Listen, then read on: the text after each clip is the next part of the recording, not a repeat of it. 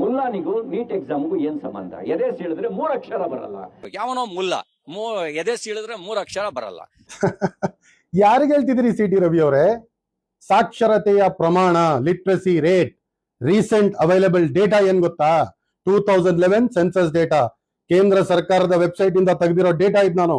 ಅದರಲ್ಲಿ ಹಿಂದೂಗಳ literacy rate 74.36%, ಮುಸಲ್ಮಾನರ ಲಿಟ್ರಸಿ ರೇಟ್ 78.89%.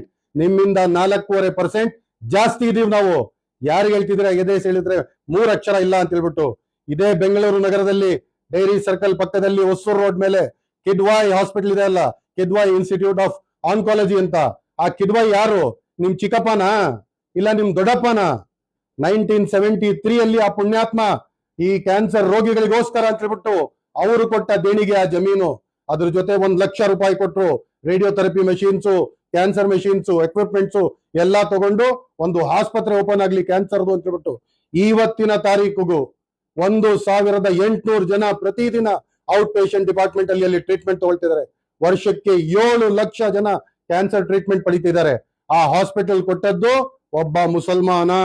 ಭಾರತ ದೇಶದ 100 leading pharmaceutical and health care companies ಗಳ ಲಿಸ್ಟ್ ಎತ್ಬಿಟ್ಟು ನೋಡಿ, ಅದರಲ್ಲಿ 56 ಕಂಪನಿಗಳ ಮಾಲೀಕರು ಮುಸಲ್ಮಾನರಾಗಿರ್ತಾರೆ. ಸಿಪ್ಲಾ ಒಂದು ದೊಡ್ಡ ಫಾರ್ಮಾಸ್ಯೂಟಿಕಲ್ ಕಂಪನಿ, 170 ದೇಶಗಳಿಗೆ ಅವರ ಮೆಡಿಸಿನ್ಸ್ ಎಕ್ಸ್ಪೋರ್ಟ್ ಆಗುತ್ತೆ. 28,163 ಕೋಟಿ ರೂಪಾಯಿ ಅವರ ಆನ್ಯುವಲ್ ಟರ್ನ್ ಓವರ್. ಅದ್ಯಾರ್ದು? ಒಬ್ಬ ಮುಸಲ್ಮಾನಂದು. ನೀವು ತುಮಕೂರಲ್ಲಿ ಆಕ್ಸಿಡೆಂಟ್ ಮಾಡ್ಬಿಟ್ಟು ಸುಮ್ನೆ ಡೌ ಮಾಡಿದ್ರಲ್ಲ, ಹಿಂಗೆ ಹಾರ್ಟ್ ಏಟು, ನಿಮ್ಗೆ ಏನೋ ಹಾರ್ಟ್ ಅಟ್ಯಾಕ್ ಆಗ್ಬಿಟ್ಟಿದೆ, ಎದೆ ನೋವ್ತಾ ಇದೆ ಅಂತ ಓಡೋಗಿ ಅಡ್ಮಿಟ್ ಆದ್ರಲ್ಲ ವೋಕಾರ್ಡ್ ಹಾಸ್ಪಿಟ್ಲು. ಆ ಹಾಸ್ಪಿಟ್ಲಿನ ಮಾಲೀಕ ಮುಸಲ್ಮಾನ ಆಗಿರ್ತಾನೆ. ಹಾಬಿಲ್ ಖುರಾಕ್ವಾಲಾ ವೋಕಾರ್ಡ್ ಹಾಸ್ಪಿಟಲ್ಗಳ ಓನರ್.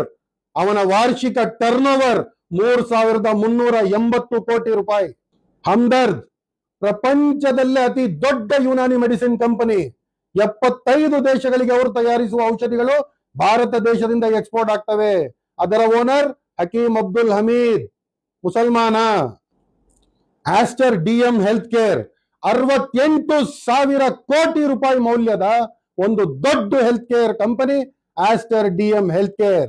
ಅವರ ವಾರ್ಷಿಕ ಟರ್ನ್ ಓವರ್ 4,280 ಕೋಟಿ ರೂಪಾಯಿ. ಅದರ ಓನರ್ ಯಾರು ಅಂತ ಹೇಳಿದ್ರೆ doctor Azad Moopen. Doctor Azad Moopen University, doctor Azad Moopen Institute of Research, Himalaya Wellness, Himalaya drug company ನಮ್ ತುಮಕೂರು ರೋಡ್ ಅಲ್ಲಿ ಇದೆ ಅಲ್ಲ ಹೆಡ್ ಕ್ವಾರ್ಟರ್ಸ್, ಆ ಕಂಪನಿ.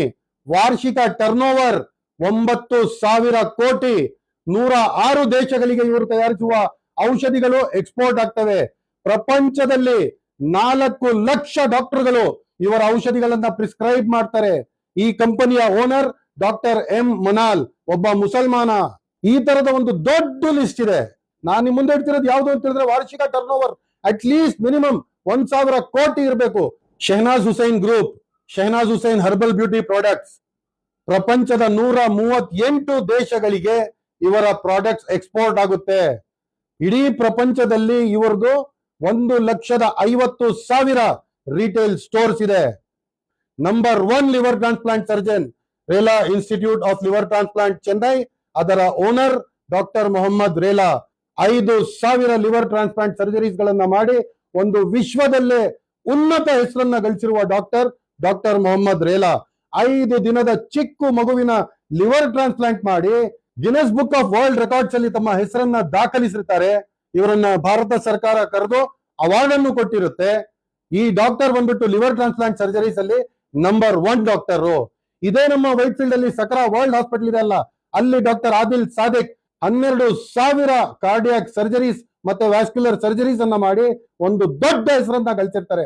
ಅವರು ಒಬ್ಬ ಮುಸಲ್ಮಾನರು. ಡಾಕ್ಟರ್ ಸಲೀಂ ಅಲಿಗೆ ಭಾರತ ಸರ್ಕಾರ ಪದ್ಮ ವಿಭೂಷಣ್ ಅವಾರ್ಡ್ ಕೊಟ್ಟಿರುತ್ತೆ. ಇವರೆಲ್ಲ ಬರ್ದಿರುವ ಟೆಕ್ಸ್ಟ್ ಬುಕ್ಸ್ ಗಳು ಇವತ್ತಿನ ನಮ್ಮ MBBS ಸಿಲೆಬಸ್ ಅಲ್ಲಿ ಡಾಕ್ಟರ್ಗಳಾಗ್ತಾರಲ್ಲ ಆ ಸ್ಟೂಡೆಂಟ್ಸ್ ಗಳಿಗೆ ಹೇಳ್ಕೊಡ್ತಾರೆ, ಓದಿಸ್ತಾರೆ. ಇವಾಗ ಹೇಳಿ ಸಿ ಟಿ ರವಿ ಅವರೇ, ಮುಲ್ಲನಿಗೂ ನೀಟ್ಗೆ ಏನ್ ಸಂಬಂಧ? ಇದು ಕೇವಲ ನಾನು ಡಾಕ್ಟರ್ಸ್ ಬಗ್ಗೆ, ಹಾಸ್ಪಿಟಲ್ ಹೆಲ್ತ್ ಕೇರ್ ಬಗ್ಗೆ, ಫಾರ್ಮಾಸ್ಯೂಟಿಕಲ್ಸ್ ಬಗ್ಗೆ ಮಾತ್ರ ಮಾತಾಡಿರೋದು. ಫಾಲೋ ಮಾಡ್ಕೊಳ್ಳಿ ಸಿ ಟಿ ರವಿ ಅವರೇ. ಮುಂದಿನ ವಿಡಿಯೋದಲ್ಲಿ ಉದ್ಯಮಿಗಳ ಬಗ್ಗೆ ಹೇಳ್ತೀನಿ. ಇದೇ ಭಾರತ ಸರ್ಕಾರಕ್ಕೆ ಕೋವಿಡ್ ಅಲ್ಲಿ 2,125 ಕೋಟಿ ಕೋವಿಡ್ ಸಂದರ್ಭದಲ್ಲಿ ದೇಣಿಗೆ ಕೊಟ್ಟದ್ ಯಾರು? ಕೇವಲ 28 ವರ್ಷದ ಹುಡುಗ 1,000 ಕೋಟಿ ರೂಪಾಯಿಯ ಕಾಂಟ್ರಾಕ್ಟ್ ನಾಸಾ ಜೊತೆ ಸೈನ್ ಮಾಡಿ ಇವತ್ತು ನಮ್ಮ ರಾಜ್ಯದ ನಮ್ಮ ದೇಶದ ಹೆಸರನ್ನ ಅಂತಾರಾಷ್ಟ್ರೀಯ ಮಟ್ಟದಲ್ಲಿ ಸ್ಪೇಸ್ ಟೆಕ್ನಾಲಜಿಯಲ್ಲಿ ಒಂದು ಉನ್ನತ ಸ್ಥಾನಕ್ಕೆ ನಮ್ಮ ದೇಶವನ್ನ ರಾಜ್ಯವನ್ನ ಚಿಕ್ಕಮಂಗ್ಳೂರನ್ನ ತಗೊಂಡೋಗಿರೋದನ್ನ ನಿಮ್ ಮುಂದೆ ಇಡ್ತೀನಿ.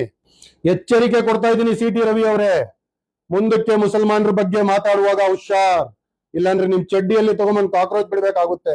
ಎಚ್ಚರಿಕೆ ಕೊಡ್ತಾ ಇದ್ದೀನಿ.